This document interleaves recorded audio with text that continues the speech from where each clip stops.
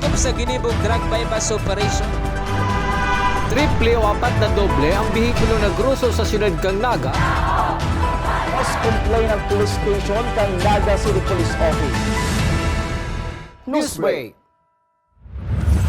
Diyos marhay na hapon. Ako si Mark Mendoza. Asin uya ang bareta sa oras na ini.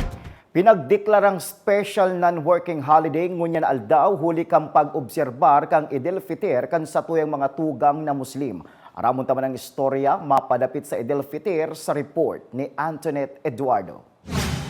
Ang sinabi po ng Allah subhanahu wa ta'ala kung saan ipinag-utos ang pag-aayuno sa buwan ng Ramadan ay ganito. Nasa chapter 2, verse number 183.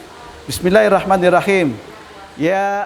Bukas ang paraiso, sarado ang impyerno, asin nakagapos ang mga demonyo. Iyan ang pagtubod kan sa tuyang mga tugang na Muslim sa panahon kan Ramadan. Tauna na isinasagibo sa laog nin sarong bulan ang Ramadan kan sa tuyang mga tugang na Muslim. Asin ngunya na taon, pinunan ini kan Marso 22 na matatapos at siya nabanggi basado sa World Committee for Moon Sighting. Parte kan sa indang mga isinasagibo, iyan pagkakaigwanin dugang na pangaji na inaapod na asin tahajud na pinapangaji sa huring 10 aldaw kan Ramadan. Maliban pa kaini, pinagbabawal man ang pagkakan o pag-inom po alas 4:25 nin aga. Sagkod alas 6 nin banggi. Maliban na lang subuot sa mga badus, nagpapasuso, mga gurang asin mga kaakian na mayo pang kakayahan na mag-fasting. Higot man subuot na pinagbabawal ang pakikidurog sa agum sa mga oras na naunang bitan. Dapat walang maipasok sa loob ng iyong tiyan,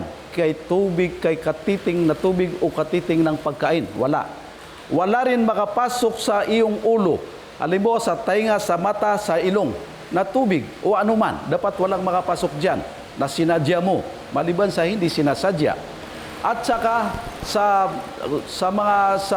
halimbawa sa puwit, sa ano ng tao, wala rin dapat makapasok dyan. Yun ang fasting.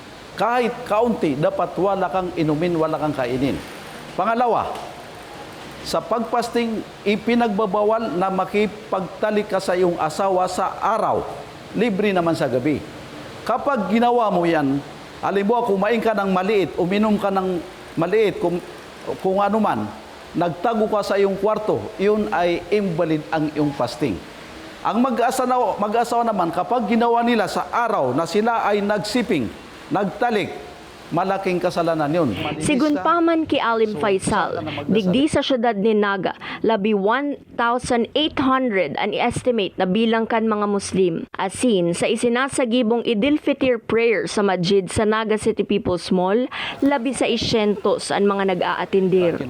Dito sa masjid, sa supermarket, ay nakikita natin pag Idil Fitr or Idil Adha, na more or less 600 na nagdadasal dito. Sa loob ng mosque ay punong-punong mga babae at ang mga lalaki ay sa labas naman ng mosque. At sa mosque rin sa compound, punong-puno rin. So maraming mga nagsisipagdasal ng Idil Fitr at ang estimate ng mga Muslim dito sa Naga City ay more or less 1,800.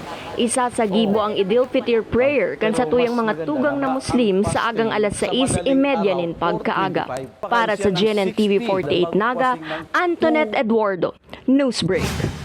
Sa iba pang bareta, lalaking nagbibisikleta na ligis nin truck sa Lagunay Camarines Sur kan Suudma, Gadan. Aramon ang detalye sa report ni Jerome Breeze. Dead on arrival na pigdara sa ospital ang sarong 52 anyos na lalaki matapos sining maligis kan sarong truck sa kalabaan kan tinampong sakop kan Barangay San Isidro, Lagunay, Camarines Sur alas 5:50 nin hapon kasudma. Sigun ki Police Master Sergeant Adrian Lirag ang tagapagtaram kan Lagunay Municipal Police Station.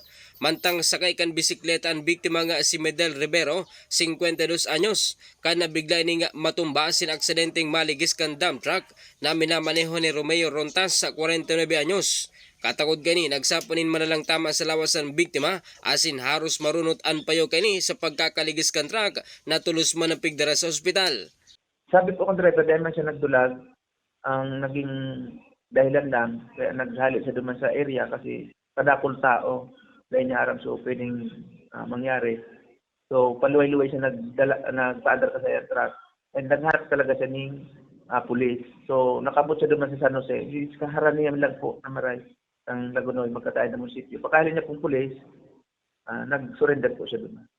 Pigklaro man kan opisyal na day nagdulag ang driver kan truck as nagsuko ini sa San Jose Municipal Police Station matapos ang aksidente. Nangyari po ni Sir, ang mga oras na ito, habang nagbibisikleta na si Madel, direksyon niya po pasiring sa San Jose ang direksyon. And si truck po, pasiring sarong direksyon sinda, nasagi po ang inutan na parte ng truck. So manibela kang bisikleta, kung saan nawaraan siya bisikleta nawaraan ng balanse and natumba. And so pagtumba niya po, diretso duman sa side ng truck, kaya naligidan kang gulong. So payo kang biktima. And nasa kusduyan na na PNP Lagunoy and driver kan truck tangaling atubangon ang kasong reckless imprudence resulting in homicide. Para sa GNN TV48 Naga, Jerome Breeze, Newsbreak. Yan ang mga bareta sa oras na ini. Padagusan ang mag-antabay sa GNN TV48 Naga para sa iba pang mga bareta. Ako po si Mark Mendoza. Diyos mabalos kang sa indong pag-antabay. Dakop sa ginibong drug bypass operation. Triple o 4 na doble ang bihikulo na gruso sa siyudad kang Naga. Mas complain ng police station kang Naga City Police Office. Newsbreak.